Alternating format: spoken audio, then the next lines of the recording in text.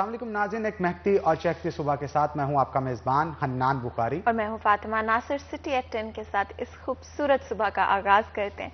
उम्मीद करती हूँ कि आप सब खैरियत से हैं और आपके घर वाले भी बिल्कुल बिल्कुल ठीक हैं। इसके अलावा जी सबसे पहले बात करते हैं मौसम के हवाले से। मौसम 2 दिन पहले कुछ बारिश हुई थी जिसकी वजह से मौसम जो है बहुत खुशगवार हो गया था, लेकिन फिर से गर्मियों की तरफ वापस जाते हम नजर आ रहे हैं। धूप जो है काफी तेज थी कल। अगर आज की बात करें और आइंदा 24 घंटे में मौसम किस तरह से रहने वाला है, तो कम से कम जी 18 डिग्रीज टेम्परेचर होगा, ज़्यादा से ज़्यादा 34 डिग्रीज टेम्परेचर होगा।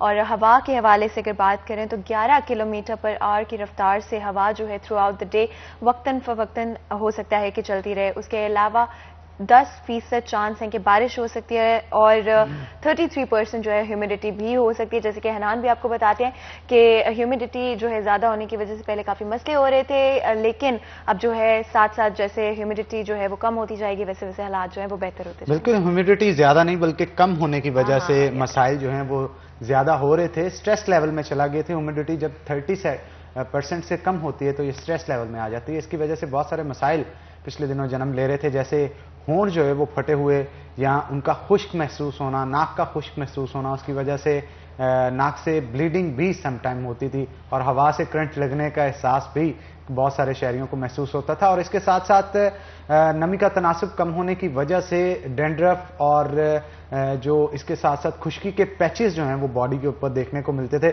बहुत परेशान थे शहरी, लेकिन डॉक्टर्स का ये कहना था कि हाइड्रेट रहना चाहिए।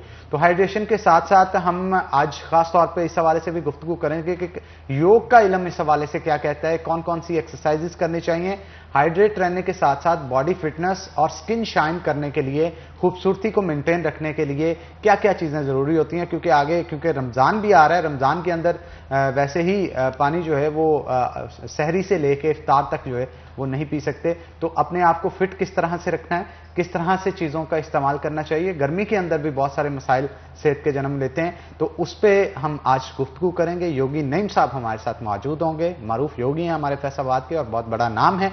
बहुत सारे लोग हैं जो कि इनसे टिप्स भी लेते हैं और इसके साथ साथ एक्सरसाइजेज और बहुत सारे मुद्रा भी करके बताते हैं जिससे आप अपनी सेहत को बेहतर बना सकते हैं। तो वेलकम करते हैं जनाब आपको शो के अंदर। सबसे पहले तो ये जो मसला डिहाइड्रेशन का चल रहा था, हवा में नमी का तनासुब कम था, उसकी वजह से कौन कौन से मसाइल पैदा हो रहे थे और उनका हल योग के इल्म के हवाले से क्या है? देखें, असल में जो हम जब नमी का तनासुब हवा में कम होता है तो उसमें फिर आपके ज़ाहिर बात है ड्राइनेस का तो इशू सबको पता है कि जैसे नाक ड्राई हो रहा था अंदर से, आपके होंठ ड्राई हो रहे थे, गला ऐसे लगता है जैसे हर टाइम खुश्क है और बड़ा इरिटेशन सी फील हो रही थी जैसे गले के अंदर।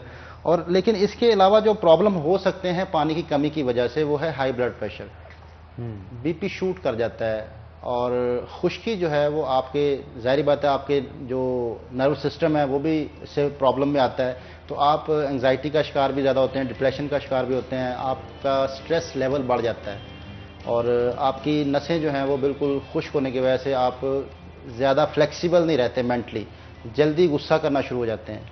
जब भी हवा में नमी का तनासुब कम होगा या आपके जिस्म में नमी का जो पानी की लेवल होना चाहिए उससे कम हो जाए, जैसे कि 70% तकरीबन पानी होना चाहिए बॉडी के अंदर, अगर वो पानी नहीं है पूरा तो लाजमी सी बात है कि फिर आपके अंदर जो है वो ऐसी ऐसी चेंजेस आएंगी जो आप फ़ौरन हाइपर भी होंगे, फ़ौरन डिप्रेस भी होंगे, मुख्तलिफ चीज़ों से आप जो है वो खौफ भी खाएंगे।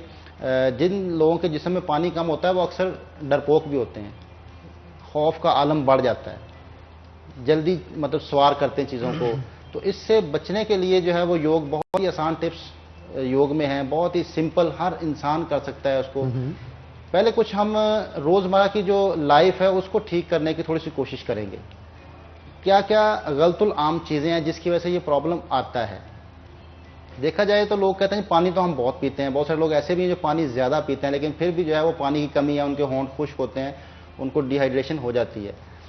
सबसे बड़ी गलती यह है कि पानी ज़्यादा एक ही वक्त में पीना और इस तरह पीना कि जैसे एक बर्तन से दूसरे बर्तन में डाल दिया जाए, तो इससे डिहाइड्रेशन होती है, इससे पानी पीने का फ़ायदा नहीं होता, इससे आपको लूज मोशन लग जाते हैं।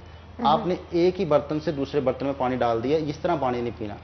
पानी पीने का सही तरीका इस्तेमाल करना होगा कि आपने छोटे सिप लेने हैं और उसको देखते हुए, महसूस करते हुए पानी को पीना है। हम में से कोई भी पानी को महसूस करते हुए नहीं पीता, एक गिलास को एक घूंट में पी जाते हैं, और जब बहुत प्यास लगी होती है उस टाइम वो बहुत तेजी से पानी पीते हैं, और फिर ज्यादा पानी पीने की वजह से प्यास भी नहीं बुझती, लेकिन कहते हैं 3-4 गिलास पानी के पी लिए, तो इससे फिर बजाय फायदे के नुकसान होगा। इससे आपको डिहाइड्रेशन होगी, पानी आपने जो पिया है वो यूरिन की शक्ल में निकल जाएगा, और आपको ज़्यादा प्रॉब्लम, आपको वोमिटिंग भी हो सकती है एकदम ज़्यादा पानी पीने से, लिवर के मसाइल भी आ सकते हैं। जब भी आप एक ही वक्त में ज़्यादा पानी पीते हैं तो इससे लाजमी लिवर इफेक्टिव होता है। हमेशा पानी मैक्सिमम 2 गिलास पीने चाहिए, मैक्सिमम। बहुत ज़्यादा अगर आपने पानी पीना है, मैं ये समझता हूँ कि अगर आप सही तरीके से पानी पीते हैं तो 1 गिलास में ही काम हो जाता है। आप 1 गिलास पानी का सही तरीके से पिए, 1 गिलास पीने में आपके 2 मिनट लगने चाहिए, इतना आहिस्ता पानी पिए, और उसको देखते हुए, महसूस करते हुए, मुंह में रखते हुए पानी को आप निगलें। आप पानी को जब महसूस करेंगे तो ऑटोमेटिकली आपकी जो है वो खुश्की खत्म होना शुरू हो जाएगी, होंठों पे, आपके मुंह के अंदर तरी आना शुरू हो जाएगी। आपने पानी को चूसते हुए पीना है, बहुत आहिस्ता से, छोटे छोटे सिप। एक तो ये बहुत बड़ी गलती है।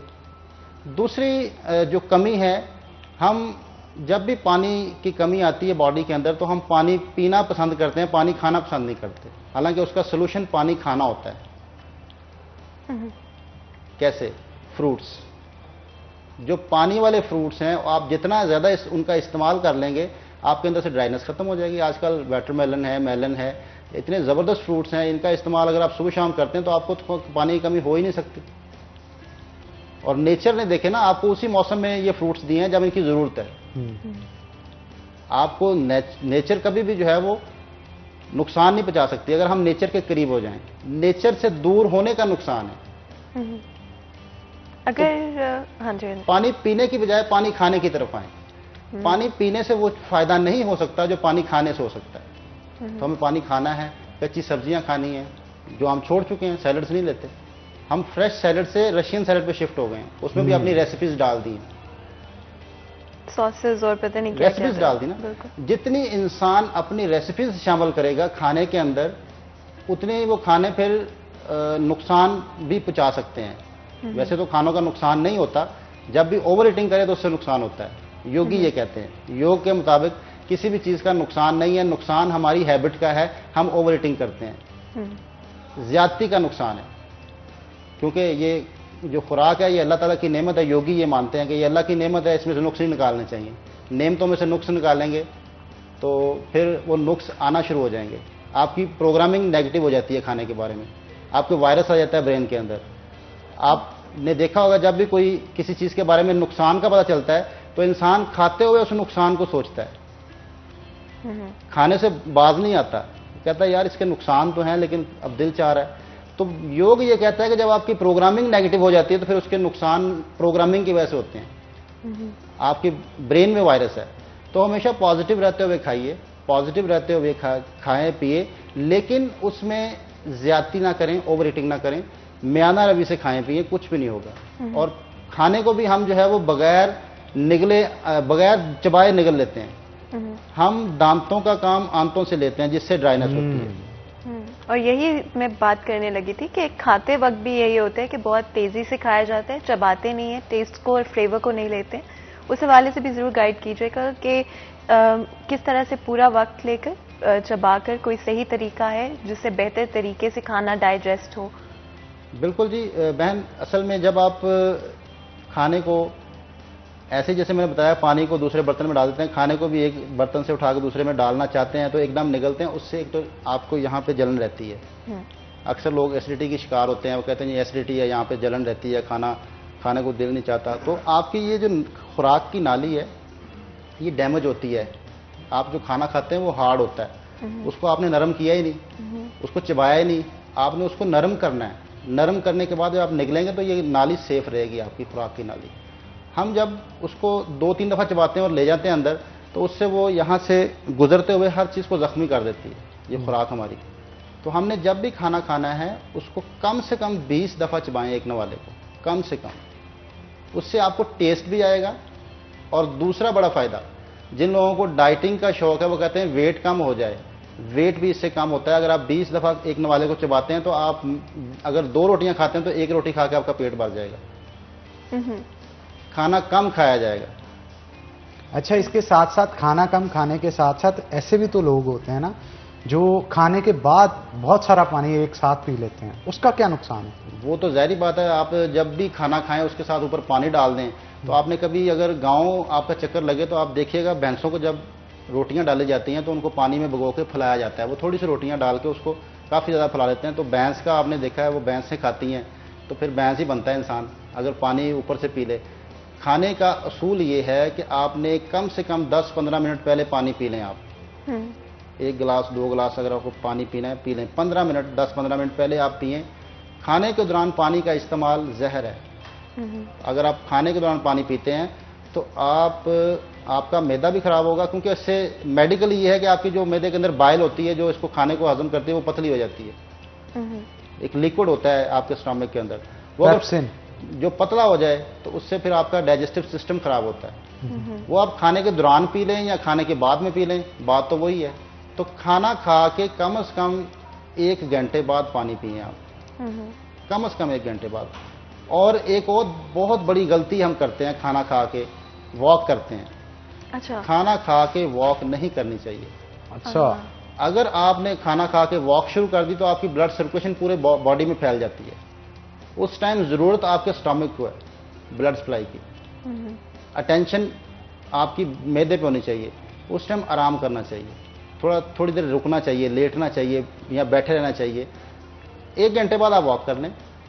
रात को अगर आपने खाना खाया है, डिनर किया आपने, तो 1 घंटा आप कम से कम बैठें, ताकि आपकी बॉडी की जो आप मेंटली अटैच हों अपने ब्रेन के साथ, जो कि बड़ा अहम है कि जब आप खाना खाएं तो उसमें खाने में इन्वॉल्व हों। बातों से मना किया गया हमें कि आप खाना खाते हुए बातें ना करें। क्यों मना किया गया? इससे कोई हर्ज तो नहीं है। एक तो इससे हिचकी का प्रॉब्लम आ सकता है। जब आप खाना खाते हैं तो एक अंदर सिस्टम है, अगर वो ये खुराक की नाली और खाने की नाली जो है ना, वो आपस में इसके अंदर एक रुकावट होती है। जब आप खाना निगलते हैं तो वो रुकावट जो है वो आपकी सांस की नाली के ऊपर आ जाती है और खाना आपके पेट में चला जाता है। तो जब वो आप बातें कर रहे होते हैं तो आप मेंटली प्रेजेंट नहीं होते, तो वो थोड़ा सिस्टम आउट हो जाए, फिर हिचकी लग जाती है। अक्सर आपने देखा होगा खाना खाते हुए हिचकी लगती है। तो अगर हिचकी से बचना चाहते हैं आप, तो लाजमी आप प्रेजेंट होकर खाना खाएं, बातें ना करें, आप खाने में इन्वॉल्व हों। उससे आप मेंटली इन्वॉल्व होंगे तो आप स्टमक की तरफ आपकी अटैचमेंट ब्रेन की एक्टिव हो जाएगी, ज़्यादा हो जाएगी। डाइजेस्टिव सिस्टम भी ठीक हो जाएगा, खाने का मज़ा भी आएगा और थोड़ा खाया जाएगा, ज़्यादा नहीं खाया जाएगा। जब बातें करते हैं तो फिर ज़्यादा खाना खाया जाता है और बाद में उसके मसाइल फिर और हैं, ओवर ईटिंग के। गर्मियों की अगर बात करें, गर्मियों के अंदर कौन से ऐसे अज्जा हैं जो कि अगर पानी में मिक्स करके पिए तो मुफीद साबित होते हैं, जैसे लेमन शिकंजबीन के लिए, या तुक मलंगा जैसे चिया सीड्स वगैरह जो हैं वो पानी के अंदर मिला के पिए तो उससे कहते हैं बड़ा फ़ायदा पहुंचता है। कौन कौन सी ऐसी चीज़ें हैं जिससे अगर इस्तेमाल करें तो सेहत पे मुस्बत असरात पड़ेंगे? सत्तू, अगर देसी तरीके में आप जाएं, आप गर्मियों से बचना चाहते हैं, डिहाइड्रेशन से बचना चाहते हैं, तो सत्तू ज़रूर पिया करें। अब सत्तू किस तरह का हो, क्योंकि बाज़ारों में भी मिल रहा होता है ना, आप इसे डिफ्रेंशिएट करें। जी जी, जौ जो होती है ना, जौ, इससे सत्तू निकलते हैं ना। जैसे जौ का आटा लेते हैं आप, तो ये आप अगर किसी भी गांव से ताल्लुक़ है या नहीं भी ताल्लुक़, तो आप किसी भी गांव वाले से जो है वो आप प्योर सत्तू लेना चाहें तो मिल जाएंगे आपको। उसमें आप थोड़े से सत्तू डाल लें, थोड़ी शक्कर डाल लें और पानी मिक्स करके अगर आप पीते हैं तो ये बेहतरीन आपको जो है वो मतलब है कि प्यास की शिद्दत को कम करता है और ये ठंडक रखता है आपके अंदर, आपको किसी किस्म की डिहाइड्रेशन होने नहीं देता। तो ये भी ज्यादती नहीं करनी, 1 गिलास पीना है। इसको भी आपने 4 गिलास नहीं पीना, 1 गिलास पीना है। आप 1 गिलास पी लें, दिन में काफ़ी है। ज्यादती की तरफ नहीं जाना, बहुत आहिस्ता से आप इसको 1 चम्मच सत्तू का हो जाए, 1 चम्मच शक्कर का हो जाए और 1 गिलास पानी का, इसको मिक्स करके पी लें।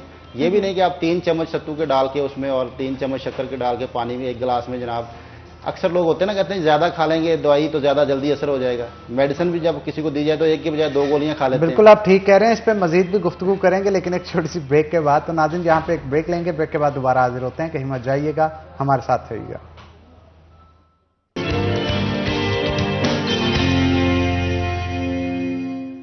वेलकम बैक नाज़रीन, ब्रेक के बाद खुश आमदीद। हमारे साथ योगी नईम मौजूद है, मजीद गुफ्तगू उनके साथ करते हैं। योगी साहब बताइएगा कि पानी की जिस्म में कमी होने की वजह से और कौन कौन से मसाइल हैं, पैचेस, डैंड्रफ पैचेस के अलावा जो जिस्म के अंदर पेश आते हैं। आपका ब्रेन किस तरह से रिएक्ट करता है, आपका हार्ट किस तरह से रिएक्ट करता है, किडनीज के लिए बहुत इंपॉर्टेंट इसे समझा जाता है, और कौन कौन से इश्यूज़ हैं। और अगर सपोज कोई शख्स सहरा में फंस गया है और पानी वहाँ पे उसके पास मौजूद नहीं है, तो वहाँ से निकलने के लिए वो कौन सा आसन यूज़ करे कि बॉडी को प्यास कम लगे और ज़्यादा वक्त जिंदा रह सके? जी बिल्कुल, पानी की कमी जो है वो आपके हर ऑर्गन को डिस्टर्ब करती है, इरिटेट करती है। आप जैसे हमने बात की, छोटी छोटी बात पे गुस्सा करते हैं, इरिटेशन शुरू हो जाती है आपके अंदर। आप जो है वो मसाइल से बजाय लड़ने के आप मसाइल में उलझना शुरू हो जाते हैं। ये सबसे बड़ी प्रॉब्लम होती है। जब जिस इंसान के जिस्म में पानी कम होगा वो चिड़चिड़ापन होगा उसके अंदर, चिड़ेगा, वो हर चीज़ से चिड़ेगा, उसको छोटी सी बात पे गुस्सा आएगा, छोटी सी बात पे वो मतलब मसला बना देगा, बड़ा मसला बना देगा, छोटे मसले को हल करते करते बड़े मसले में चला जाएगा। अब जैसे आपने बात की कि सहरा में को फंस जाए तो योग उसके लिए कैसे हेल्प कर सकता है। योग क्योंकि नेचुरल इल्म है तो इसने नेचर से ही कुछ आपको लेके देना है। एक ब्रीदिंग है, अगर आप सहरा में भी हैं तो एक ब्रीदिंग ऐसी है जो आपके अंदर पानी की कमी को पूरा कर सकती है। आपने फिर हवा में से पानी लेना है। अच्छा, हवा में से पानी कैसे लिया जाए? आगे रमज़ान आ रहे हैं, रमज़ान में बेहतरीन उसका फ़ायदा होगा। जिसको भी प्रॉब्लम है होंठ खुश्क होने का, गला खुश्क होने का, प्यास बहुत लगती है, प्यास की शिद्दत रहती है, बहुत ही आसान है। आप जैसे खाना पीना आपको रोक दिया जाता है, मगरिब तक आपने कुछ नहीं खाना पीना, तो आप ब्रीदिंग तो कर सकते हैं ना। ब्रीदिंग करने में तो कोई इशू नहीं है। उसका नाम है सितकारी ब्रीदिंग। सितकारी का लफ्ज़ी मतलब है चूसना। ये संस्कृत जुबान का लफ्ज़ है। देखें, ब्रीदिंग का नाम रखा गया चूसना, चूसना ब्रीदिंग। अगर हम उसको अपनी ज़ुबान में ट्रांसलेट करें तो चूसना सांस लेना है हमने, पंजाबी ज़ुबान में हमने चूसना है सांस को। कैसे करना है? ज़ुबान को पीछे फोल्ड कर लेना है, ज़ुबान का नीचे वाला हिस्सा ऊपर की तरफ टच कर लेंगे, तालू की तरफ, और थोड़े से होंठ खोल के दांत आपस में मिला के मुंह के ज़रिए सांस आप लें। अभी आपको ठंडक महसूस हो जाएगी।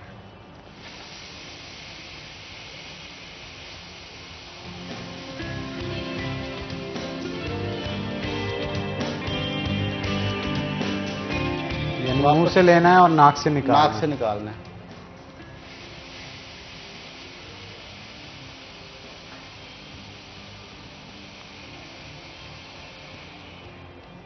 और ये जितना हो सके अंदर खींचना है, लंबा सांस लेना है। आहिस्ता आहिस्ता, तेजी नहीं करनी, बहुत आहिस्ता से। मैं इसको और लंबा करता हूं आपके सामने।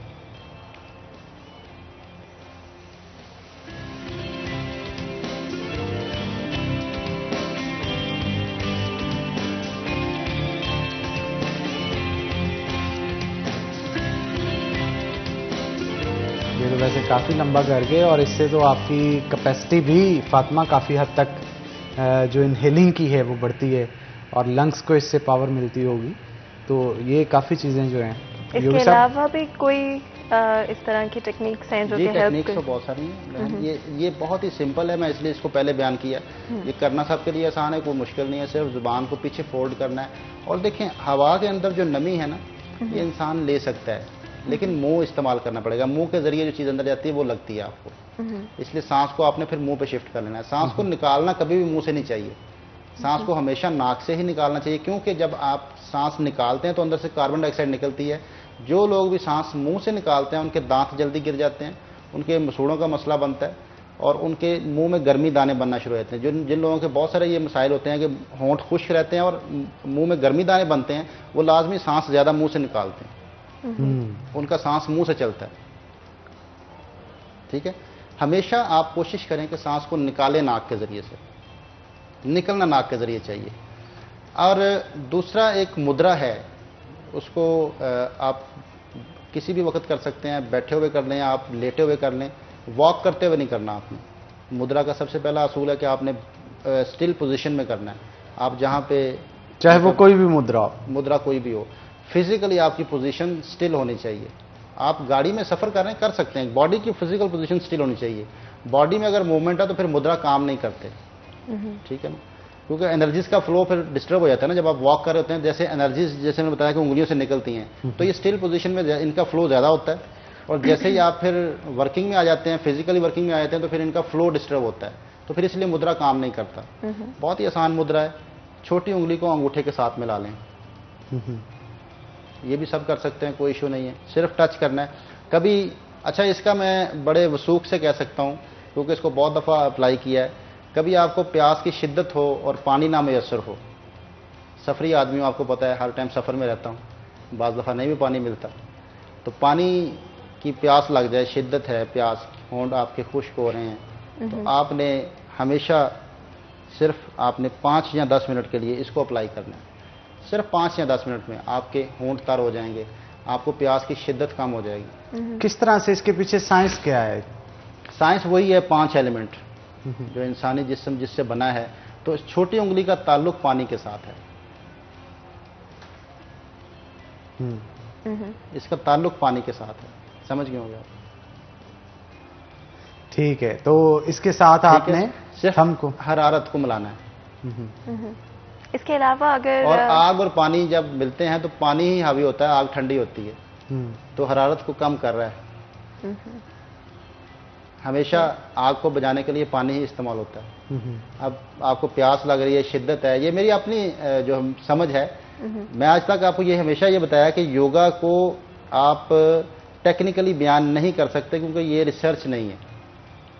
कोई रिसर्च होती है तो उस पर आप बता सकते हैं, डायलॉग कर सकते हैं कि इसका इसलिए ये फ़ायदा है, इस तरह ये फ़ायदा है, ये फ़ायदा है, इस वजह बता सकते हैं आप। योग एक नेचुरल इल्म है, नॉलेज है, इसमें राय नहीं दे सकते कि इस वजह से ये होता है, ठीक है, रिसर्च नहीं है। तो मेरी अपनी एक समझ आया कि ये क्योंकि इसका ताल्लुक पानी के साथ है, इसका ताल्लुक हरारत के साथ है, और हरारत बढ़ती है तो ही आपको जो है वो प्यास लगती है, हरारत बढ़ने की वजह से प्यास लगती है। और जब पानी को साथ मिला लिया जाता है तो आग ठंडा होना शुरू हो जाती है, इंसान के अंदर की आग ठंडा होना शुरू हो जाती है। इससे गुस्सा भी कम होता है, इससे आप अगर बहुत हाइपर होते हैं तो लाजमी आप इसको बनाएं, इससे आपके होंठ भी तर रहेंगे और इससे आप मेंटली पुरसकून भी रहेंगे, और ये स्किन को भी अच्छा करता है। योग मोस्टली ये बताता है कि आप जो भी मुद्रा कर रहे हैं बैठ के करें, चलना नहीं चाहिए उसको। जी जी। क्या योग वॉक से रोकता है आपको? कभी भी नहीं रोकता, सिर्फ मुद्रा करते वक्त रोकता है। क्योंकि मैंने जैसे बताया कि उस टाइम ज़रूरत है कि ये फ्लो हो, एनर्जीज का फ्लो हो। जब आप वॉक करते हैं तो शायद आपका फ्लो डिस्टर्ब होता है, जाहिर बात है, आपकी अटेंशन और तरफ चली जाती है। जैसे मैंने आपको खाना खाने के बाद वॉक से रोका,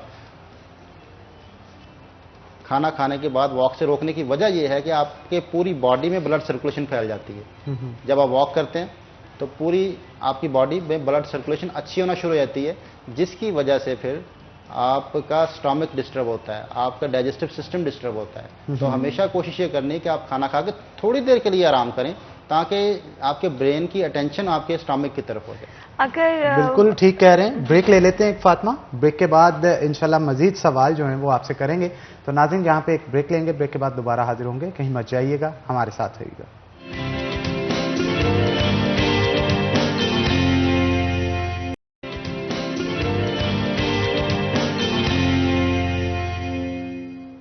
वेलकम बैक नाज़रीन, ब्रेक के बाद खुश आमदीद। योगी नईम हमारे साथ मौजूद हैं, मजीद गुफ्तगू उनके साथ करते हैं। योगी साहब, रमज़ान क्योंकि आ रहा है, और आप क्या समझते हैं कि सहरी के अंदर कौन कौन सी चीज़ों का इस्तेमाल करना चाहिए जिससे दिन भर प्यास कम लगे, और अफ्तार के अंदर किन चीज़ों का इस्तेमाल करना चाहिए? क्योंकि मोस्टली ऐसे होता है कि अफ्तारी के वक्त आप 2-4 चीज़ें लेते हैं, दस्तरखान पे चाहे 20 चीज़ें पड़ी हों, तो पेट फ़ौरन से आपका भर जाता है और फिर सहरी तक आपको भूख नहीं लगती।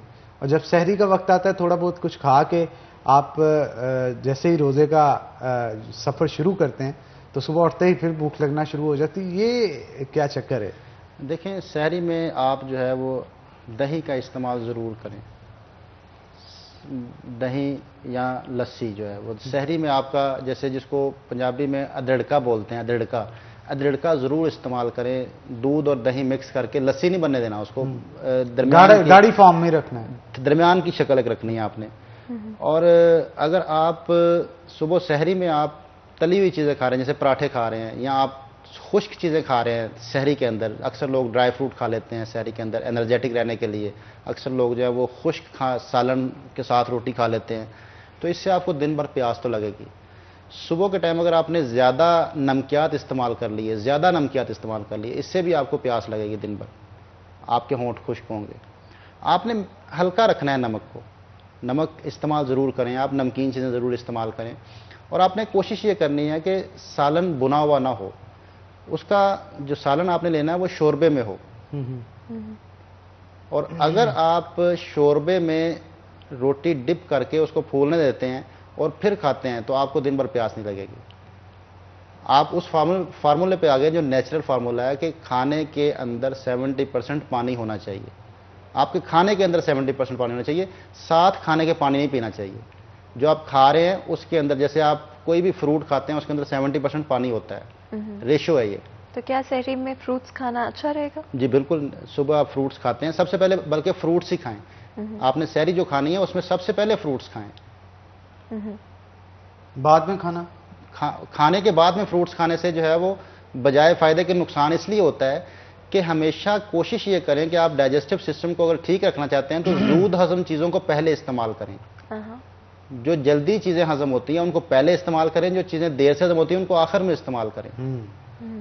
ठीक है, तो फ्रूट और सैलड सबसे जल्दी हजम होने वाली चीज़ें हैं। इनको जो कच्ची सब्जियां हैं, कच्चे आप जो चीज़ें खा सकते हैं जिन पर आग नहीं लगती, ये सबसे जल्दी हजम होती हैं चीज़ें, तो इनको आप पहले इस्तेमाल करें।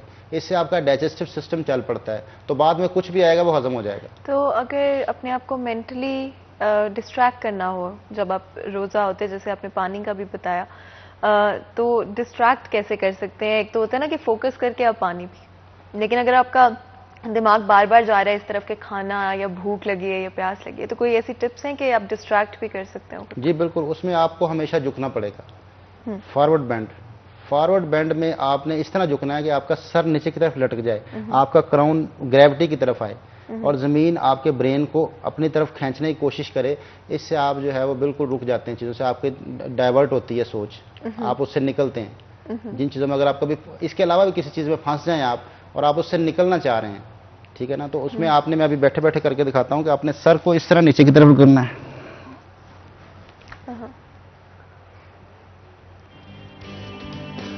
बेंट हो जाना पूरा, ये नीचे की तरफ हो। ये बैठे बैठे सही रहेगा या बैठे बैठे ज़्यादा आसान है? सही। खड़े होके फिर इसमें टेक्निक होगी। खड़े होके जब आप इस तरह झुकेंगे तो आपके टांगों के पीछे अगर खिंचाव है तो आप पूरी तरह झुक नहीं पाएंगे। अक्सर लोगों की इतनी फ्लेक्सिबिलिटी नहीं होती कि उनका क्राउन नीचे की तरफ आ जाए। बिल्कुल ठीक है, तो बैठ के आसान है, इसको सोफे पे बैठ के कर लें। अच्छा, मोस्ट ऑफ द टाइम ये कहा जाता है कि रोज़ा रख के एक्सरसाइज नहीं करनी जी, तो क्या स्ट्रेचिंग की जा सकती है? बिल्कुल स्ट्रेचिंग करनी चाहिए, उससे प्यास नहीं लगेगी? उससे प्यास नहीं लगती। जिसमें आप मूवमेंट ज़्यादा नहीं कर रहे और मसल्स को स्ट्रेच कर रहे हैं। आपने देखा होगा कि सुबह जब आप, अगर आप किसी भी ऐसी जगह पे जाते हैं जहाँ पे आपको एनिमल्स और बर्ड्स वफर मिकदार में मिलते हैं, क्योंकि शहर तो छोड़ चुके हैं, ये एनिमल्स और बर्ड्स शहर छोड़ गए हैं क्योंकि वो नेचर के साथ रहना चाहते हैं। हम अननेचुरल लाइफ गुजार रहे हैं, तो वो नेचुरल लाइफ के साथ डॉक्टर से बचना चाहते हैं, वो बीमार नहीं होना चाहते, तो उन्होंने शहरों से रुख जो है वो उस तरफ कर लिया जहाँ नेचर के साथ चला जाता है। क्योंकि रात को यहाँ पे लाइट्स होती हैं तो उन्होंने तो टाइम पे सोना होता है, जागना तो हमने होता है। जब भी हम नेचर को तोड़ेंगे, हम रात लेट नाइट तक जागते हैं, ये नेचर तोड़ना ही है ना, और सुबह लेट तक सोते हैं, नेचर को तोड़ना है। तो आपने देखा होगा जो सुबह आप कभी देखें, परिंदे भी और जानवर भी सुबह उठ के बॉडी को स्ट्रेच करते हैं अपने को खाली पेट। वो स्ट्रेचिंग इतनी अहम है क्योंकि रात भर आप जब आराम में होते हैं, जैसे आप रमज़ान में देखेंगे लोग अक्सर सोए रहते हैं, पूरा दिन सोए रहते हैं, पूरा दिन सोए रहते हैं, रोज़ा रख के सो जाते हैं। जोहर में उठते हैं, जोहर पढ़ते हैं फिर सो जाते हैं, ठीक है ना। असर में उठते हैं, असर पढ़ के फिर सो जाते हैं, कहते हैं बस अफ्तारी हो तो फिर ही उठेंगे। ऐसे लोग भी हैं, बहुत सारे लोग ऐसे हैं। तो उसमें तो स्ट्रेचिंग की बड़ी अहम ज़रूरत है, वरना आपके जिस्म सुकड़ जाएंगे, मसल्स सुकड़ जाएंगे। सुबह आप उठते हैं तो आपकी बॉडी स्टिफ होती है, आपके बैक मसल्स खिंचे होते हैं, पूरी बॉडी की बैक खिंची होती है, क्योंकि बैक साइड पे मैनुअल ब्लड सर्कुलेशन जो दिल की तरफ सप्लाई है, जो पीछे से है आपके खून। अक्सर लोगों को जो आजकल हार्ट अटैक का इशू आ रहा है वो एंजाइना पेन की वजह से, 99.9% जो हार्ट अटैक है वो एंजाइना पेन की वजह से हो रहा है। एंजाइना पेन क्या है? आपके हार्ट की तरफ ब्लड सप्लाई स्लो हो जाती है, आपके हार्ट को जो ब्लड चाहिए उस लेवल पे, उस मकदार में मिलता नहीं है, हार्ट अटैक हो जाता है। तो इसीलिए हमें फॉरवर्ड बेंड नमाज में सिखाया गया। आपने देखा होगा किसी जो नमाज में कोई भी और बेंड नहीं है, सिर्फ आगे झुकना है, फॉरवर्ड बेंड है, बैक मसल्स को स्ट्रेच करना है, बैक मसल्स को स्ट्रेच करना है। तो रमज़ान में तो माशाल्लाह काफ़ी नमाजी हो जाते हैं, नमाजें पढ़ना शुरू होते हैं। तो अगर आप सही तरीके से फॉरवर्ड बेंड करते हैं, रुकू सही अंदाज में करते हैं, तो इससे आपके जो मसल स्ट्रेच होते हैं, जिसकी बड़ी अहम ज़रूरत है। तो स्ट्रेचिंग से प्रॉब्लम नहीं आता। हमेशा प्रॉब्लम आता है जब आप एक्सरसाइज करते हैं, वर्कआउट करते हैं, जिसमें आपका हार्ट रेट बढ़ता है, उससे आपको प्यास लगती है, उससे प्रॉब्लम हो सकता है। तो आप स्टिल पोजीशन में रहते हुए अपनी बॉडी को स्ट्रेच कर सकते हैं। जैसे बैठे बैठे आप घूम सकते हैं, जितना आप ट्विस्ट कर सकते हैं, पीछे देखने की कोशिश करें।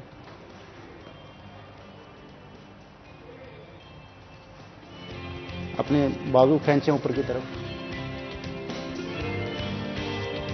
इससे आपकी पूरी बॉडी रिलैक्स हो जाएगी 2-3 दफा करने से। ठीक है। और जो आप कह रहे थे कि हेड डाउन करके, बेंड करके, अगर कोई खड़े होकर करना चाहता है, बॉडी को मजीद फ्लेक्सिबल बनाना चाहता है लेकिन नहीं हो पा रहा, उसके लिए क्या तरीकाकार होगा? उसके लिए पहले वो अपने पैरों को खींचे, ये बैठे बैठे एक्सरसाइज या लेट के एक्सरसाइज करे। जितना इनको वो अच्छा जोर नहीं लगाना, बस हल्का हल्का इनको पंप करना है। ये काफ मसल्स को इस्तेमाल करने से आपके बैक साइड पे फ्लेक्सिबिलिटी बढ़ती है, बैक मसल्स में। और ये करते हुए बैक स्ट्रेट रखनी है या जैसे आपने अपने हाथ आगे किए हुए हैं वो नो इशू, आप किसी भी पोजीशन में बैठे हैं, आप सिर्फ ये पैरों को हिलाते रहें, ऐसे ऊपर नीचे करते रहें, बहुत आहिस्ता से, जोर नहीं लगाना वरना पाँव थक जाएंगे। योग ये कहता है कि ये 2 दिल हैं काफ मसल्स में, ये दिल हैं, ये दिल की मुआवनत करते हैं, दिल की तरफ सप्लाई इनकी वजह से जाती है। जब ये अच्छा बाजूका जी होता है ना, टांगों में थोड़ी सी मशक्कत करने पे बहुत पेन होती है, क्रैम्प्स उठ रहे होते हैं, वो क्या इशू होता है?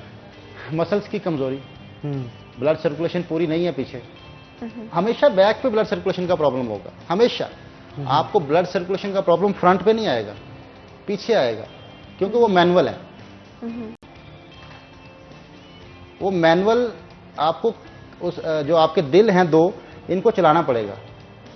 ये मैनुअल आपके इख्तियार में है। इसीलिए कहा जाता है कि वॉक करें, चहलकदमी करें। चहलकदमी का जिक्र सुना है लेकिन चहलकदमी सिखाता कोई नहीं है। हम ब्रिस्क वॉक करते हैं, ब्रिस्क वॉक से आपके बैक मसल्स और अकड़ जाते हैं।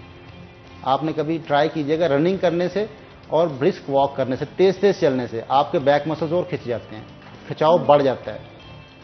तो दिन में चहलकदमी करनी है आपने, हल्के अंदाज में चलना है आपने, बड़े आराम से पांव रखते हुए, अपने वजन को आगे के पंजों की तरफ रखते हुए, बहुत आहिस्ता से आपने कदम को उठाना है, सोचते समझते हुए। तो फिर आपके मसल्स रिलैक्स होना शुरू हो जाएंगे, बैक मसल्स। इन मसल्स को यूज करना है।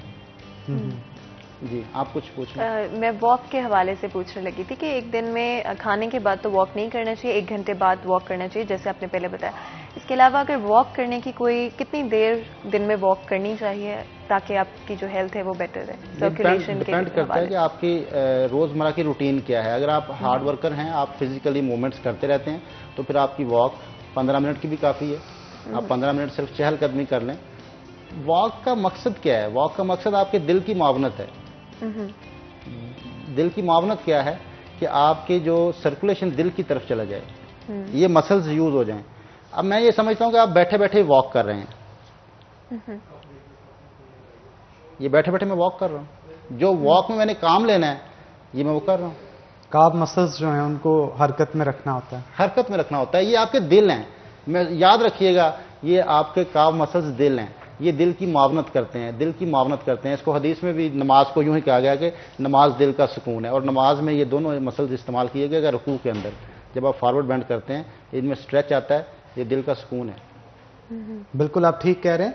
और स्ट्रेचिंग के हवाले से मजीद बताइएगा कि काफ मसल्स को स्ट्रेचिंग के साथ भी बेहतर किया जा सकता है। इससे हटके अगर देखा जाए, बहुत सारे लोग जब पाँव को छूने की कोशिश करते हैं उनका हाथ नहीं लग पाता, तो अगर काफ मसल्स पे प्रेशर आ रहा होता है, कमर पे भी आता है, तो उसको बेहतर किस तरह से किया जा सकता है? जी, असल में उसमें गलती क्या होती है कि हम अक्सर जरक दे देते हैं, अक्सर जरक दे देते हैं। जरक देने से मसल इंजरी हो जाती है। तो हमेशा काफ मसल्स को आपने बहुत हल्के अंदाज में, मैंने शुरू से कहा कि हल्के अंदाज में इनको चलाना है आपने। बिल्कुल, और जब तक आप नहीं चलाएंगे तब तक काम जो है वो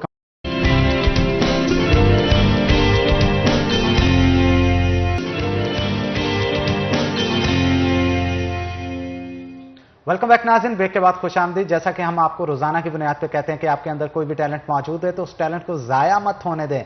उस टैलेंट की 30 सेकंड की वीडियो बनाएं, वीडियो बना के हमें व्हाट्सएप करें उस नंबर पे जो कि आपकी स्क्रीन के ऊपर दिया जा रहा है। हम आपकी वीडियो ऑन एयर करेंगे अपने मॉर्निंग शो से। और इसके साथ साथ आपको यह भी बताएं कि अगर आपकी बर्थडे की सेलिब्रेशंस है तो हम वो भी आपकी अपने स्टूडियो से सेलिब्रेट करेंगे। आप बर्थडे की वीडियो बना के सेलिब्रेशंस की 30 सेकंड की हमें व्हाट्सएप करें उस नंबर पे जो कि आपकी स्क्रीन के ऊपर दिया जाता है। हम बर्थडे आपकी अपने स्टूडियो से ऑन एयर करके आपकी खुशियों के अंदर शामिल होंगे। आपके अंदर एक्टिंग के स्किल्स हैं, आपके अंदर पेंटिंग के स्किल्स हैं, आपके अंदर शायरी के स्किल्स हैं, या कोई भी स्किल आपके अंदर मौजूद है, उसकी वीडियो बना के आप व्हाट्सएप हमें कर सकते हैं। तो आज खास तौर पे सोशल मीडिया के हवाले से भी गुफ्तगू करेंगे। फातिमा, जैसे कि सोशल मीडिया पे बहुत सारी खबरें जो हैं वो गर्दिश कर रही होती हैं, वक्तन फवक्तन हम आपको दिखाते भी हैं कि क्या वायरल हो रहा है। तो आज मीरा की गिरफ्तारी के हवाले से जनाब गुफ्तगू करेंगे। अमेरिका के एयरपोर्ट के ऊपर इनको पकड़ लिया गया है और इनकी मां के मुताबिक जो उनका बयान था उसके मुताबिक मीरा ने कुछ इंग्लिश जो है कुछ इस किस्म की बोल दी जिससे उनको लगा कि साइकोलॉजिकली ये डिस्टर्ब हैं, इसलिए इनको पागल खाने के अंदर बंद करने की तजवीज़ जो है वो दी गई थी और बंद कर दिया गया है। उसके बाद मीरा जो है वो पागल खाने में जैसे ही ट्रांसफ़र हुई और सोशल मीडिया पे जो है वो खबर चली तो इनकी मेंटल डिस्टर्बेंस के हवाले से जो खबर है 24 न्यूज़ पे नशर होने के बाद इन्हीं की न्यूज़ 24 की जो हमारा नेशनल चैनल है उसकी न्यूज़ सोशल मीडिया पे काफ़ी वायरल हो रही है और लोग जो हैं वो काफ़ी एक तरफ से मजाक भी बना रहे हैं, परेशान भी हो रहे हैं। दो जानब के तरफ के लोग हैं जो कि इसके ऊपर तनकीद करते भी नजर आते हैं और पॉजिटिविटी भी दिखा रहे हैं। तनकीद इस तरह से की जा रही है कि अगर मीरा जो हैं उनसे सही इंग्लिश बोली नहीं जाती तो वो बोल क्यों रही थी, कोई ट्रांसलेटर वहां पे मंगवा लेती, कोई ऐसे ज़ुमाइनी अल्फाज का इस्तेमाल ना करती जिससे उनको साइकोलॉजिकली डिस्टर्ब समझा गया। लेकिन पॉजिटिव चीज कुछ ऐसी कही जा रही थी बहुत सारे शहरियों की जानिब से। उनका कहना था कि अगर इंग्लिश गलत भी बोली हो तो गलत इंग्लिश बोलने से कौन सा ऐसा कानून है जो कि आपको पागल खाने में बंद कर देता है। तो ये डिफरेंट चीजें थी जो कि सोशल मीडिया के ऊपर गर्दिश करती हुई नजर आई। और आपको पता है कि स्पेशली जब आप फॉरेन कंट्रीज की बात करते हो तो वहाँ पे बहुत सारे ऐसे लोग होते हैं जिनकी इंग्लिश जो है वो फर्स्ट लैंग्वेज नहीं होती। जैसे ऑब्वियसली हम पाकिस्तान में रहते हैं, हमारी फर्स्ट लैंग्वेज उर्दू है, तो बहुत सारे ऐसे लोग हैं जो कि वहाँ पे इंग्लिश जो है वो बहुत अच्छी तरीके से नहीं बोल सकते। लेकिन उसके बिना पर ना तो किसी को कैद कर दिया जाता है, ना तो किसी को ये कह दिया जाता है कि जो आपको मेंटल इंस्टीट्यूशन में जाना पड़ेगा। जरूर कोई और वजूहात रही होंगी जो कि अभी क्लैरिफाई नहीं हो सकी। जैसे जैसे वक्त गुजरता जाएगा और क्लैरिफिकेशन और डिटेल्स जो है वो सामने आती रहेंगी। लेकिन ऑफ कोर्स मीरा एक पर्सनालिटी है पाकिस्तान की, लोगों को पसंद भी है, कुछ लोगों को नापसंद भी है। लेकिन जो भी हो अच्छा हो जाए और उनको रिलीज कर दिया जाए, बिकॉज ऑब्वियसली किसी को भी किसी भी बिना के ऊपर मेंटल हॉस्पिटल में अनलेस कोई जस्टिफाइड मेडिकल रीजंस हो इस तरह से नहीं होना चाहिए। फिर अपने वतन से दूर किसी और मुल्क के अंदर और भी चीजें मुश्किल हो जाती हैं। इसी वजह से ठीक कह रही हैं। वैसे गुज़श्ता दिनों में जब थिएटर्स ओपन हुए थे तो मीरा फैसलाबाद आई थी, पहली दफ़ा उन्होंने थिएटर के अंदर फातिमा परफॉर्म किया। उनसे मुलाकात भी हुई, काफ़ी अच्छी गपशप भी मेरी हुई उनके साथ। तो मीरा जब स्टेज के ऊपर परफॉर्म कर रही थी तो उनका कोरियोग्राफर उनको बताने से घबरा रहा था कि ये स्टेप ऐसे नहीं इस तरह से कर लें। क्यों? उनका ये कहना था कि मेरा बहुत जल्दी गुस्सा कर जाती हैं और ये ना हो कि 3 दिन जो यहाँ पे परफॉर्म करना है गुस्सा करके परफॉर्म ही ना करें, और बड़ी मुश्किल से उनको पहले ही लेके आए थे। तो ये फैक्टर जो उनका साइकोलॉजिकल फैक्टर था मुझे वहां पे पता चला था। लेकिन डिस्पाइट दैट फिर भी जो इतना संगीन मतलब मसला हो गया कि उनको मेंटल हॉस्पिटल ही जाके जमा करवाना पड़ा, उसके पीछे क्या वजूहत थी? सोशल मीडिया की जिन्नत तो मीरा पहले भी कई दफा बनी रही और बहुत सारे मामलात पे बनी रही। सोशल मीडिया के ऊपर तो हनान आपको पता है बहुत सारी चीजें जो वायरल होती रहती हैं। कुछ चीजें लोगों को पसंद आती हैं, कुछ चीजें लोगों को पसंद नहीं आती है। एवरीबडी हैज द राइट कि वो अपना ओपिनियन जो है वो सामने रख सके, स्पेशली आज की दुनिया में, सोशल मीडिया की दुनिया में। लेकिन हाँ, किसी को गुस्सा आना इज नॉट जस्टिफाइड इनफ। ये तो मीरा की बात थी ना। तो फातिमा आपने कहीं जाना था जंग की तरफ, मेरा कल गए थे आप, तो वो क्या सीन था वहां पे, क्या क्या चीजें आपने देखी? मेरा ख्याल गालबन स्टाइलों पे गई थी और ईद आ रही है, खवातीन बड़ी कॉन्शियस होती है अपनी शॉपिंग को लेके, क्या कहेंगी? बिल्कुल हनान, और आपको पता है कि ईद की शॉपिंग बहुत मुश्किल होती है। रमजान में भी आपको इवन अगर इस दफा हम जो लॉकडाउन की सिचुएशन में हम कोशिश करेंगे कि अवॉइड करें आउटसाइड इंटरेक्शन बहुत ज्यादा, लेकिन फिर भी ऑब्वियसली आपको तैयार तो होना होता है। अच्छे कपड़े किस लड़की को पसंद नहीं होते हैं? शूज हो गए, बैग्स हो गए, हर चीज को साथ लेके जाए ना ऑडियंस को वहां पे। तो बिल्कुल हनान, और ऑफ कोर्स और पहुंचे। बिल्कुल हनान, आपको पता है कि मैं अपनी ऑडियंस को हमेशा हेल्प आउट करना चाहती हूँ चीज़ों में। तो आप लोगों को जो है मैं आपको लेकर जाती हूँ स्टाइलों की ब्रांच में, झंग ब्रांच में, जहाँ पे मैं आपको दिखाती हूँ कि उनकी जो कलेक्शन है वो कितनी अमेजिंग है। मजे मजे के कलर्स हैं, समर्स के लिए परफेक्ट है। आपकी रमजान और ईद शॉपिंग जो है वो सॉर्ट आउट हो जाएगी। तो जब मैं ब्रेक से वापस आऊंगी तो आप मुझे मिलेंगे स्टाइलों में और मैं आपको दिखाऊंगी कि स्टाइलों की कितनी अमेजिंग कलेक्शन है और आपको जाके चेकआउट करनी ही पड़ेगी। तो चलें एक छोटी सी ब्रेक लेते हैं और फिर वापस आते हैं, हमारे साथ रहिएगा।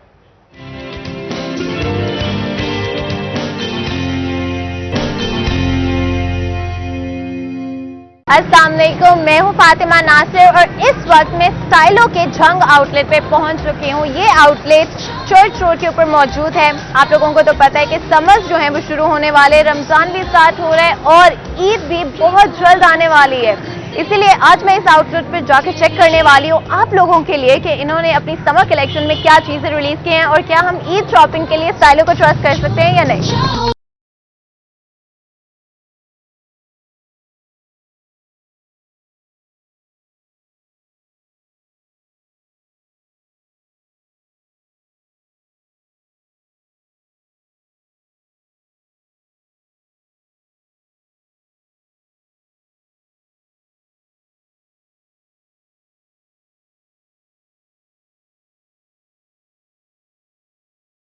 स्टाइलो पाकिस्तान में खवातीन का सबसे बड़ा ब्रांड है।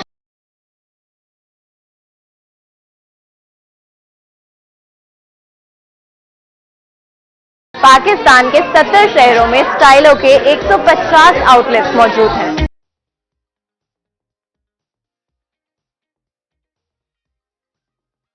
स्टाइलो ने पाकिस्तानी खवातीन के लिए खूबसूरत और दिल लुभाने वाले डिजाइन मुतारिफ करवाए।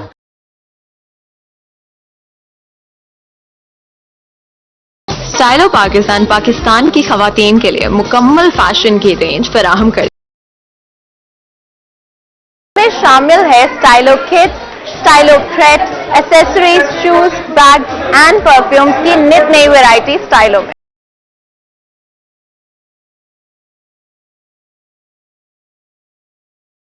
इस समर सीजन में स्टाइलो कर रहा है अपने सब मुअज़्ज़ज़ सारिफीन के लिए एक बहुत ही स्टाइलिश, कलरफुल और कंफर्टेबल रेंज इंट्रोड्यूस।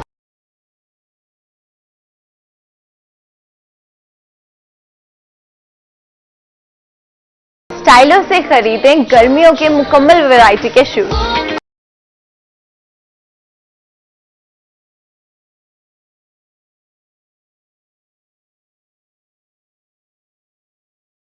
तो जल्दी करें और अपने करीबी स्टाइलो के लोकेशन पर जाकर बहुत सारी शॉपिंग कर लें।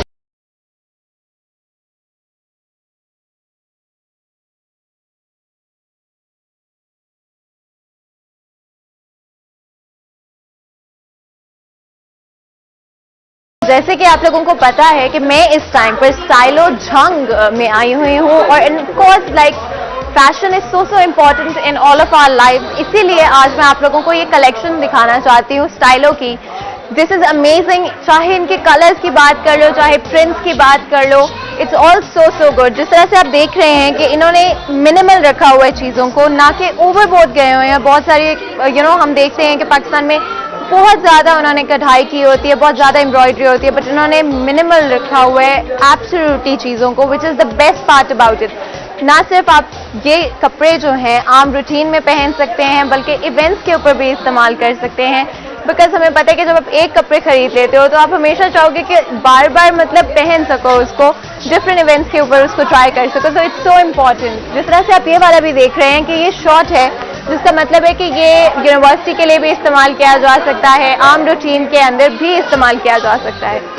इसके अलावा भी अगर देखें तो colour choices are very good, very modern. आपको यहाँ पे कोई भी कलर चॉइसेस पुरानी देखने को नहीं मिलेंगी, बल्कि सबकी सब रिलेटिवली न्यू स्टाइल की हैं, न्यू कलर स्कीम्स हैं। पुराने कलर्स जो हैं वो अच्छे तो लगते हैं और पुरानी चीज़ें कभी जो खराब नहीं होती हैं, लेकिन नई चीज़ों को अडेप्ट कर लेना चाहिए। इसीलिए इनके जो प्रिंट्स हैं और जो कलर स्कीम्स हैं वो मुझे सबसे ज़्यादा अच्छी लग रही है, which is the best part about these clothes. जैसे कि ये येलो पीस है, this is one of my favourites in the shop actually, and I would love to wear this on a dinner maybe, casual night out with friends. तो मैं चाहूंगी कि मैं इसको आम रूटीन के अंदर जरूर इस्तेमाल करूं, बिकॉज इसका कलर कॉम्बिनेशन बहुत ही सिंपल है but at the same time बहुत अच्छा भी है। One of the most difficult things is कि आपको कपड़े तो बहुत जगहों से मिल जाते हैं, अच्छे स्टाइल्स भी मिल जाते हैं, बट उनकी जो क्वालिटी होती है वो अच्छी नहीं होती है। इसीलिए स्टाइलो पर the first thing I notice was कि इनके कपड़ों के ना सिर्फ डिजाइन अच्छे हैं बल्कि क्वालिटी बहुत अच्छी है, जिसका मतलब है कि ये 1 या 2 वॉशेस के बाद जो हैं वो खराब नहीं होने वाले हैं। देर लॉन्ग वेयर, आप जहां मर्जी पहन सकते हैं। और हमारी जो गर्मियां और सर्दियां और डिफरेंट मौसम है, इसका मतलब है कि हर मौसम के अंदर ये कपड़े चल सकते हैं और वॉशेस के बाद भी आपको इन कपड़ों से कोई प्रॉब्लम नहीं फेस करनी पड़ेगी। एंड ना सिर्फ ये एडल्ट्स के लिए कपड़े यहाँ पर हैं इनके पास इन देयर स्प्रेड कलेक्शन, बल्कि बच्चों के लिए भी हैं इनके पास।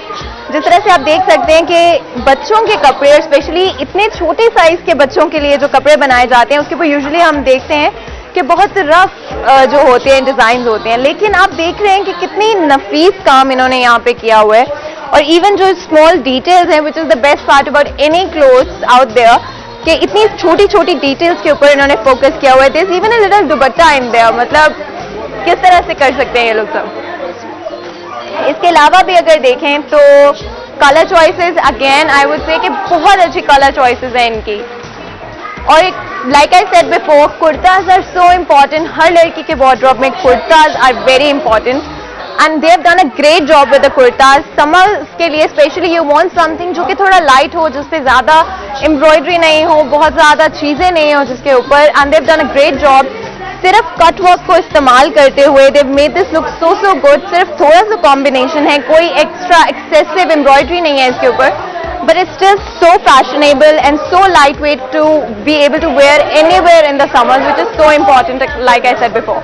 कलर चॉइसेस भी हैं, यानी कि सिर्फ आपको ब्लैक के साथ स्टिक नहीं करना पड़ेगा, व्हाइट के साथ स्टिक नहीं करना पड़ेगा। You have so many colour choices, आप कोई भी कलर का इस्तेमाल कर सकते हैं। And do not forget, Pakistan के अंदर रहते हुए फेस्टिवल्स को हम कैसे भूल सकते हैं, चाहे वो डिनर्स हो, फैमिली गैदरिंग्स हो, रमजान भी आ रहा है, उसके अलावा ईद भी आने वाली है। So this is so important. Festive collection में दीज आर 2 पीसेस जो मुझे सबसे ज्यादा अच्छे लगे हैं इनके। And do not forget the kid one because that is also so cute. End of course ये जो काम आपको नजर आ रहा है, लाइक आई सेड बिफोर, पुरानी चीजों को और पुराने फैशंस को हम भूल नहीं सकते हैं because they are so important, लेकिन एट द सेम टाइम उसको एक मॉडर्न टच देना भी बहुत जरूरी होता है। और इन्होंने यहाँ पर यही किया हुआ है, नॉट जस्ट कि this is so fashionable eight the same time, but इसको एक मॉडर्न टच देने के बाद it is so good and modern, जो कि किसी भी फेस्टिवल इवेंट के ऊपर पहना जा सकता है।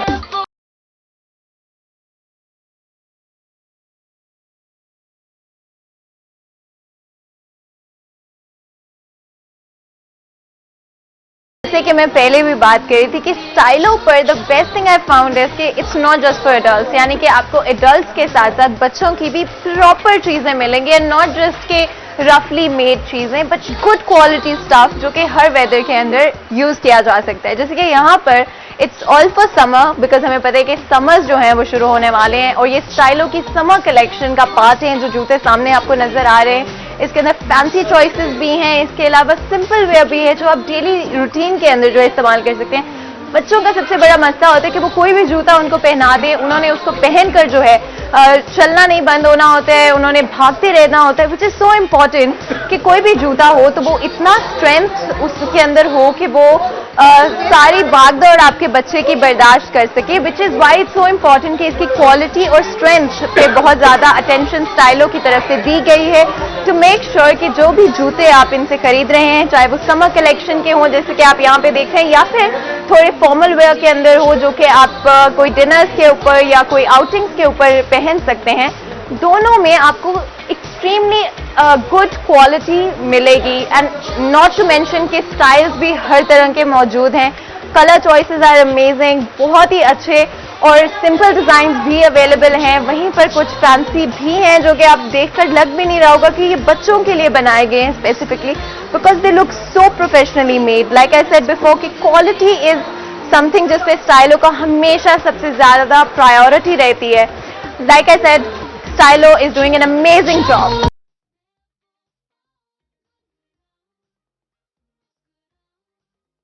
कैसे भूल सकते हैं, बिकॉज स्टाइलो की fancy range is the most important one out of all the others. चाहे वो शादी हो, चाहे कोई कैजुअल ओकेजन हो, जिस तरह से एंगेजमेंट पार्टीज, बर्थडे पार्टीज, कुछ लोगों को पसंद होता है कि हमेशा थोड़ा बहुत ब्लिंग रहे उनके कपड़ों के ऊपर, और ब्लिंग के साथ इंपॉर्टेंट होता है कि आपके जूते भी मैच कर सके उस ओकेजन की इंपॉर्टेंस को।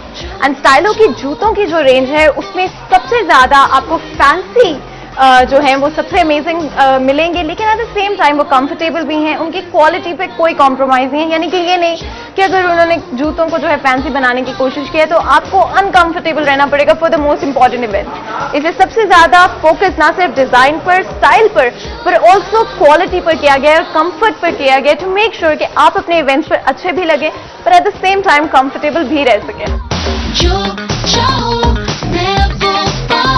So summers में what is the favorite thing that you like to wear on all occasions?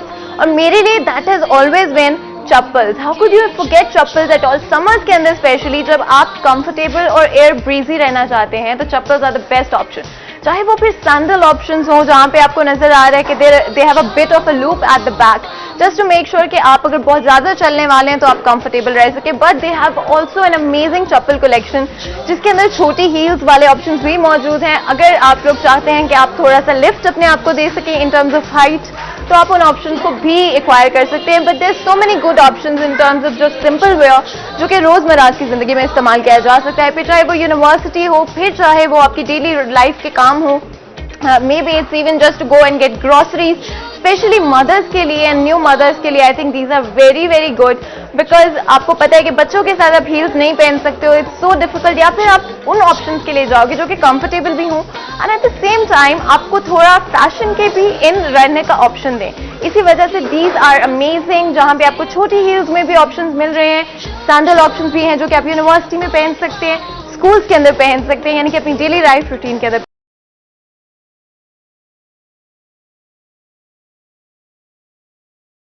कोई भी ओकेजन हो और पाकिस्तान के अंदर ट्रेडिशन को हम कैसे भूल सकते हैं, अपने कल्चर को हम कैसे पीछे छोड़ सकते हैं। चाहे हम पूरी दुनिया के फैशन को एम्ब्रेस कर लें बट हम ये नहीं भूल सकते कि एट होम हमारे ट्रेडिशन और फैशन में सबसे ज्यादा इंपॉर्टेंट हमेशा से रहे हैं खुशाल।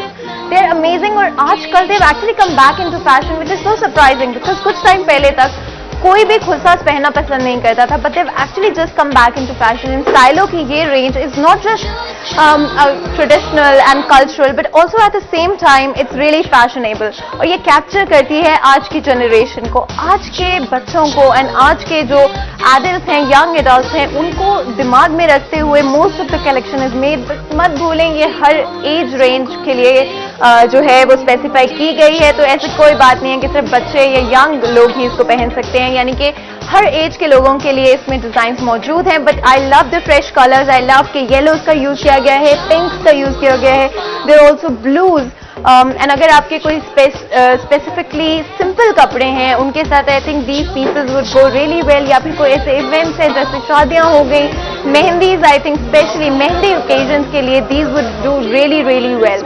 उसके अलावा भी ऑन अ डेली बेसिस अगर आप इसको फैशनेबल तरीके से अपने कपड़ों के साथ कंबाइन कर सकते हैं तो you need to go for these absolutely right away, और आप लोगों को इनको ट्राई करना ही चाहिए। इट्स सो इम्पॉर्टेंट कि Stylo is not only introducing new and modern fashion, but at the same time, they're keeping our traditions alive.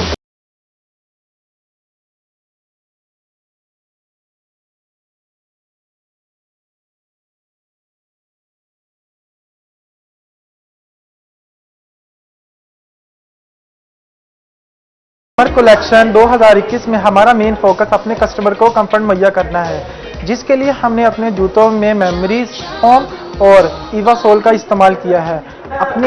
हमने अपनी समर कलेक्शन में मुख्तलिफ कलर जैसे कि मल्टी शेड, सोलर कलर और पिस्टल शेड को भी शामिल किया है, और हमारी समर कैंपेन का थीम ही है अपना रंग ऑन करो। मजीद है कि हमारे पास हर किस्म की वैरायटी मौजूद है, जैसे कि हमारे पास परफ्यूम, ज्वेलरी, बैग, पेट शामिल है, और ये सब आपको एक ही छत के नीचे मिलेंगे। हमने स्टाइलो में प्रेड की जो समर कलेक्शन है वो लॉन्च कर दी है, और अल्हम्दुलिल्लाह बहुत ज़बरदस्त डिज़ाइनिंग जो है हमने लॉन्च की, जिसमें हमारे पास प्रिंटेड लॉन है और उसके अलावा साथ में हमारे पास पफ प्रिंट में आर्टिकल्स हैं और क्रिंकल कॉटन में। जो हमने ये जितने भी डिज़ाइन जो हमने स्टाइलो में प्रेड लॉन्चिंग की है, सभी ब्रांड्स को देखते हुए हमने सारे कलर्स जो हैं बहुत ही ज़बरदस्त ऐड किए हैं, और मार्केट को देखते हुए प्राइजेस भी कस्टमर की नीड के मुताबिक ही हमने लॉन्च किए हैं।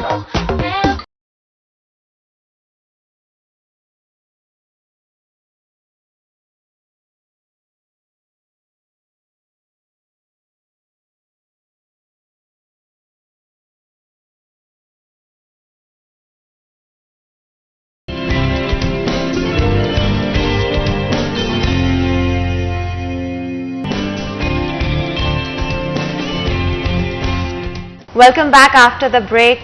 करशी सेहत का सफर में खुश आमदीद।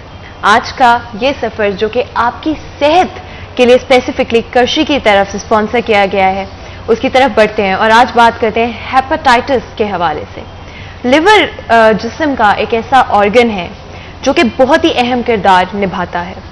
ये आपके जिस्म में रिब्स के नीचे आपकी पेट की दाईं तरफ यानी कि राइट साइड पर मौजूद होता है। ना सिर्फ लिवर का काम होता है आपके जिस्म में फूड को डाइजेस्ट करने में मदद करना, बट ऑल्सो जो भी पॉइजनस सब्सटेंसेस हमारे जिस्म में होते हैं उनको बाहर निकालना और फिर जिस्म को तंदुरुस्त रखना और किसी भी पॉइजनस सब्सटेंस से पाक रखना भी लिवर का ही काम होता है। लिवर की कोई भी डाइजीज जो होती हैं, जो डाइजीजेस होती हैं, वो विरासत में यानी कि हेरिडिटरी भी हो सकती हैं। एक ऐसी ही बीमारी हेपेटाइटिस है जो कि एक मरीज से दूसरे मरीज में भी ट्रांसफर हो सकती है। बहुत सारी ऐसी इकसाम हैं जो कि अभी तक दरियाफ्त हो चुकी हैं। इसी मौजू पर मजीद बात करेंगे। हमारे साथ हकीम यूनुस मौजूद हैं। अस्सलाम वालेकुम।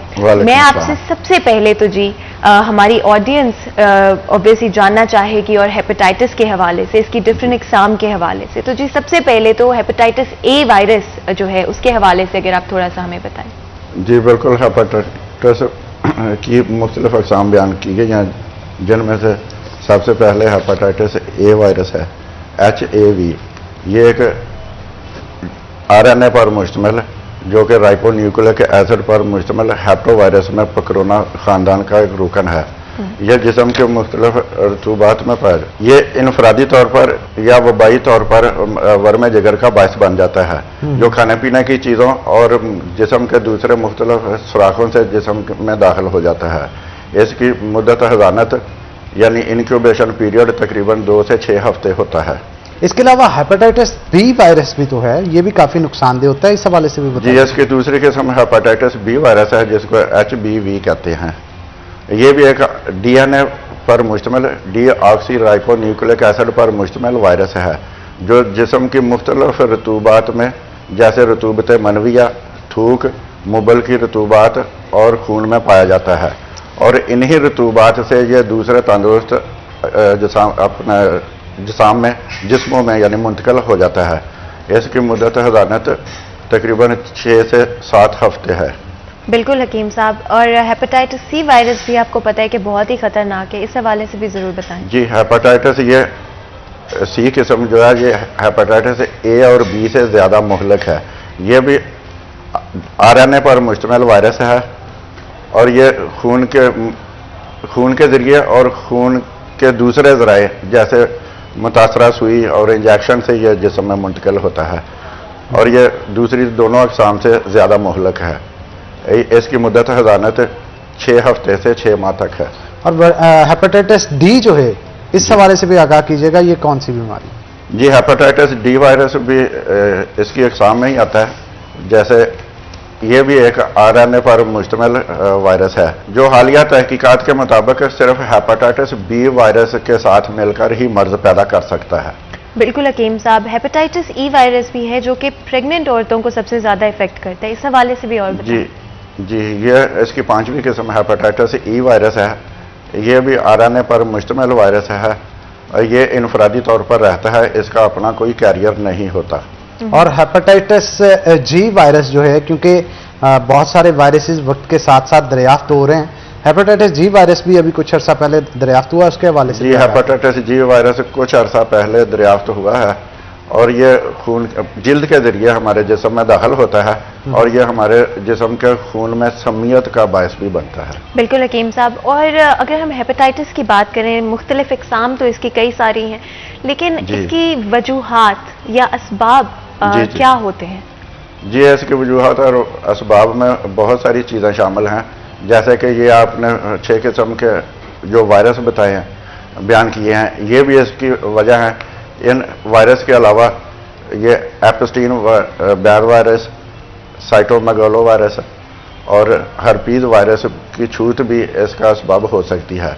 इसके अलावा शदीद बुखार, मुतद्दी बुखार जैसे मलेरिया, टाइफाइड, शिद्दत बुखार में पानी का कसरत से इस्तेमाल करना, मकाम जिगर पर चोट का लगना, शदीद पेचश, सकील, मुरगन और मीठी अशिया का ज़्यादा इस्तेमाल, गोश्तखोरी, बाजारी खाना खाने का शौकीन होना, हिफ्ज़ाने सेहत के असूलों से इनहराफ, वायरस ज़्यादा खून का जिस्म में मुंतकिल होना, ऐसा अक्सर बिलमूम मुतासरा सुई, उसरे और ब्लेड से होता है। ऐसे मरीज के साथ अज़दवाजी तल्लुकात उस्तवार करना, इस मर्ज से वर्म जिगर से मुतासर हामला खातून का जनीन को मुतासर करना इसके असबाब में शामिल है। और इसके अलावा इलामात भी तो बहुत सारी होंगी ना, इतनी बड़ी बीमारी है, इसके इलामात भी तो बड़ी विजिबल होंगी। इलामात कौन कौन सी हैं इसके? जी, इसमें टेस्ट से भी पता चल सकता है और बज़ाहिर अलामात भी एक मुस्तनद तबीब बल्कि आम लोग भी इसको शनाख्त कर सकते हैं।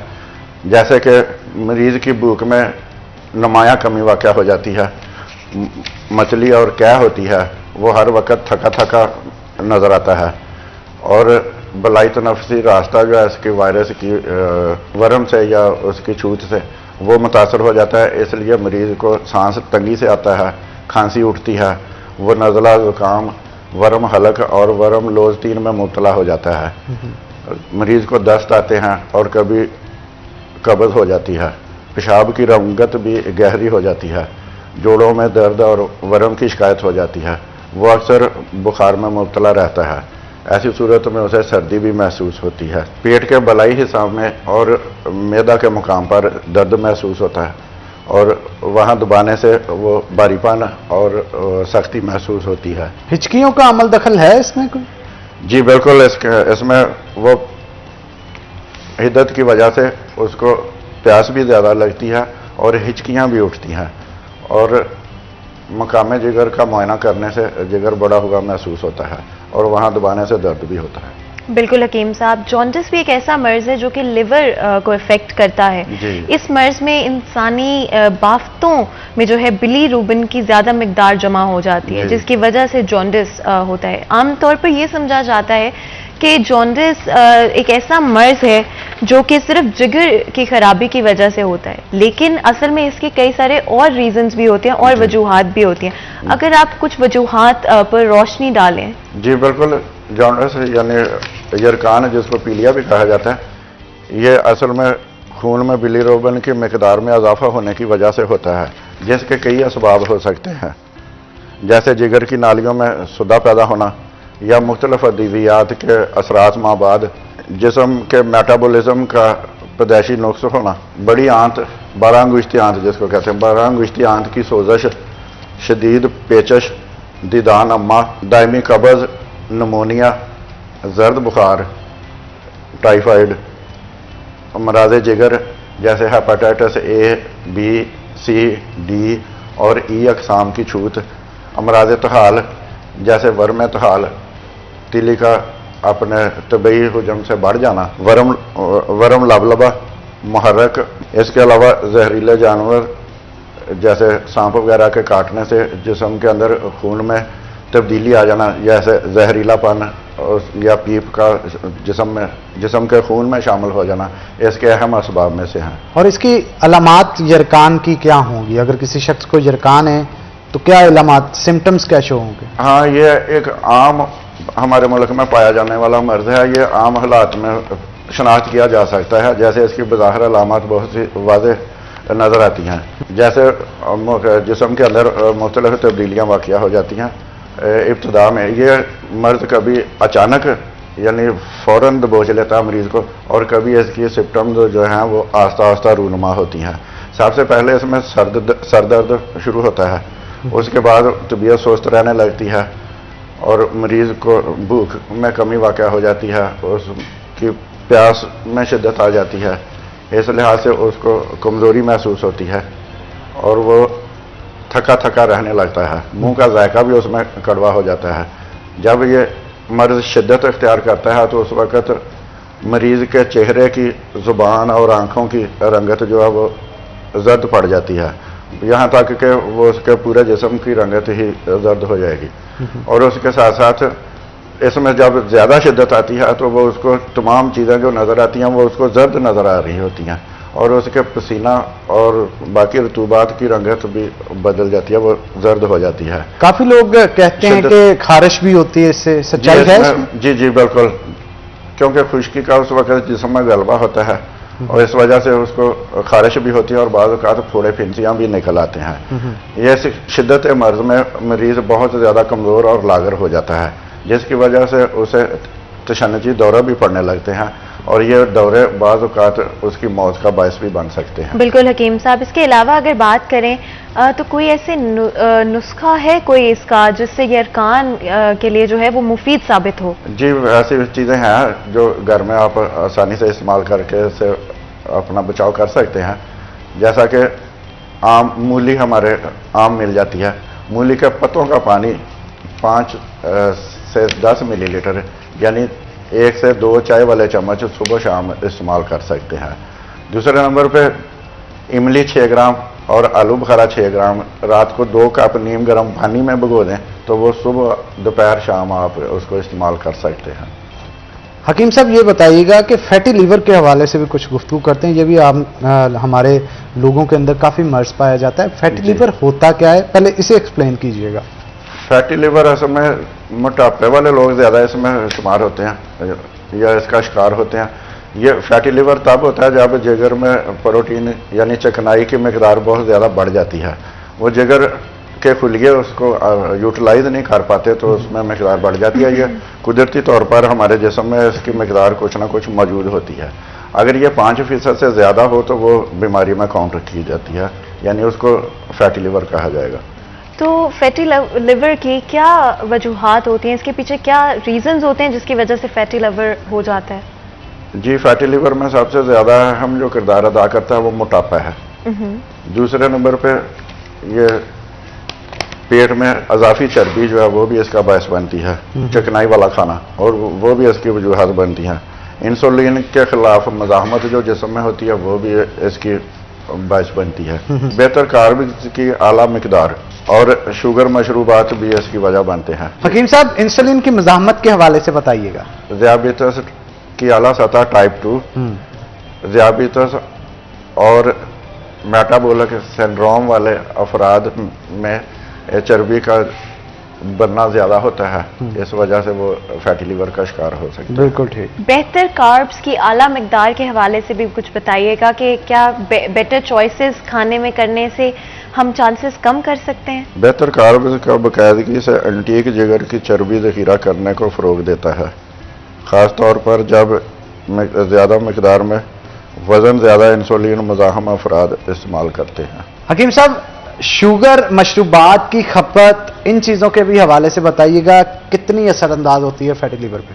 जी, सोडा वाटर और ये एनर्जी ड्रिंक्स भी इसमें अहम किरदार अदा करते हैं, क्योंकि इनमें शुगर लेवल जिसम में बढ़ता है जिससे वो चर्बी के अज़्ज़ा भी बढ़ते हैं, तो इस तरह से ये भी फैटी लीवर की वजह बनता है। बिल्कुल हकीम साहब, और अगर हम बात करें इलामात के हवाले से, फैटी लिवर के सिम्टम्स के हवाले से, उस हवाले से भी कुछ बताइएगा। जी, इसमें सबसे पहले भूख में कमी, कै, मतली, कमज़ोरी, आम जिस्मानी कमज़ोरी इसमें आमतौर पर पाई जाती है, ये फैटी लीवर की अलामत। तो असबाब क्या होंगे इस फैटी लीवर के? असबाब में इसमें सबसे पहले कैलोरीज का ज़्यादा इस्तेमाल होता है, वो उसकी वजह से वो जिस्म में ऐसे अज़्ज़ा शामिल होते हैं जो इस मर्ज को बढ़ाते हैं। इसके अलावा वो शुगर के मरीज़ और अपना वो मोटापे के मरीज जो हैं वो भी इसमें अक्सर शिकार होते हैं। ट्राइग्लिसरीन का भी कोई अमल दखल है इसमें? जी बिल्कुल, ट्राइग्लिसराइड वाले अफराद भी इसका अक्सर मर्ज का शिकार हो जाते हैं। बिल्कुल हकीम साहब, इसके अलावा अगर बात करें कुछ ऐसे इकदाम के या कुछ ऐसे तरीके जिनसे हम अपनी ज़िंदगी, जो हम रोज़मर्रा की ज़िंदगी है उसमें बदलाव ला सकते हैं, बेटर चेंज ला सकते हैं, उस हवाले से भी बात कीजिएगा। जी, इसमें सबसे पहले तो वज़न कम करें और अपने जिस्म को मसरूफ़ रखें, को मशक्क़त का आदी बनाएं, मतवाज़न ग़िज़ा इस्तेमाल करें और उसके अलावा वर्जिश को अपना मामूल बनाएं, सैर को रेगुलर अपनाएं। इसी तरह से शुगर की सतह को कंट्रोल रखें और वो अपने ब्लड प्रेशर को भी अपनी नॉर्मल रेंज में कंट्रोल रखें। इस तरह से अपने जिगर की हिफाजत करें। हकीम साहब, ये बताइएगा कि हमने यरकान के हवाले से भी गुफ्तगू की, फैटी लीवर के हवाले से भी, हेपेटाइटिस के हवाले से भी, लेकिन करशी की कौन सी ऐसी अद्वियात हैं जो कि इन अमराज के लिए हम इस्तेमाल कर सकते हैं? जी, इसमें बड़ी अहम 3 प्रोडक्ट्स हैं, 3 अद्वियात हैं जो आमतौर पर इस्तेमाल की जाती हैं। अक्सीर जिगर लिक्विड, ये सिरप टर्म में है। दूसरा इसमें लीवाक्सीर गोलियां हैं और फैटी लीवर केयर कैप्सूल हैं। ये शरबत इसका 2-2 चम्मच सुबह दोपहर शाम आप मरीज को दे सकते हैं। इसी तरह से लीवाक्सीर टैबलेट जो है वो सुबह दोपहर शाम 2-2 गोलियां दी जा सकती है। इसी तरह से फैटी लीवर केयर कैप्सूल है तो वो सुबह दोपहर शाम 1-1 कैप्सूल आप मरीज को दे सकते हैं। बच्चों को हाफ मिकदार में दें। बिल्कुल हकीम साहब, इसके अलावा अगर बात करें तो इक्सीर जिगर लिक्विड और लीवाक्सीर जो हैं कैप्सूल्स हैं, इनकी खसूसियात क्या होंगी? कृषि का शोबा रिसर्च ने जिगर से मुतल्लिका अमराज और उसके जो भी असबाब बनते हैं उन वारदात को मद्देनज़र रखते हुए जदीद और कदीम तजर्बात को मद्देनज़र रखते हुए इसका नुस्खा तरतीब दिया है जो कि मौजूदा सूरत हाल में जिगर के अमराज के लिए ख़ास तौर पर इंतहाई मुफीद है।